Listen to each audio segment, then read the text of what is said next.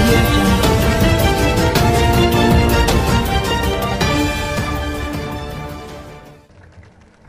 मेरे को तो भूख लग रहा, आपको लग रही कि नहीं मालूम। अब फरीद साहब तो एकदम जबरदस्त खाना लगाए बोल के सुना मैं, मेरे को भी लगाए, साथ में आप सब लोगों को मिलके लगाए बोल के बोले। जल्दी खत्म कर लेके मिलके खाना खा लेंगे, बाद में पूरा చెక్ ले लेंगे, ठीक है। అయితే ఈ రోజు ఏ ఊరికి పోయినా ఒక పండగ ఉన్నది, గొప్ప పండగ, రైతు పండగ జరుగుతున్నది ఈ రాష్ట్రంలో, ఈ దేశంలో।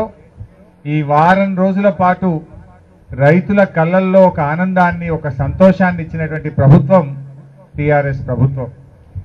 ఇవాళ మన జహీరాబాద్ నియోజకవర్గంలో 81 కోట్ల రూపాయలు ఈ వానకాలం పంటకు పెట్టుబడి సహాయం కింద మీకు ఇవ్వబోతా ఉన్నాం। सिर्फ अपने जहीराबाद कांस्टिट्यूंसी में 80 करोड़ रुपया दे रहे हैं।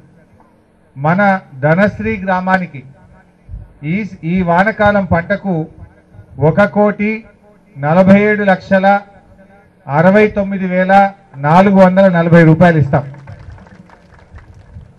1,47,69,440 రూపాయలు ప్రతి ఎకరానికి 4,000 చొప్పున ఈ పెట్టుబడి సహాయం ఇస్తా ఉన్నాం।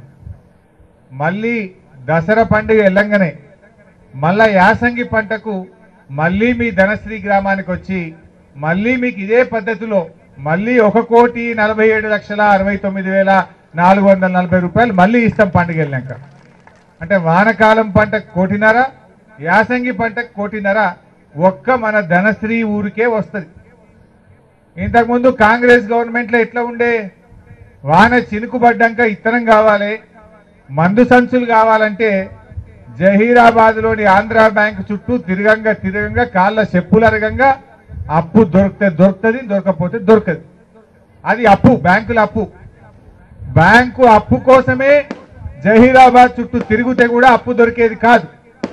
కానీ ఇలా మన ముఖ్యమంత్రి కేసీఆర్ గారు, టిఆర్ఎస్ ప్రభుత్వం మీకు అప్పు కట్టాల్సిన అవసరం లేదు అని మన ఊరికే వచ్చి మామిడి ఆకులు కట్టి, కొబ్బరి తోరణాలు కట్టి, అరటాకులు కట్టి, ఒక పండుగ పెట్టి, అన్నం పెట్టి మా రైతు చేతిలో చెక్కు పెట్టిపోతా ఉన్నాం।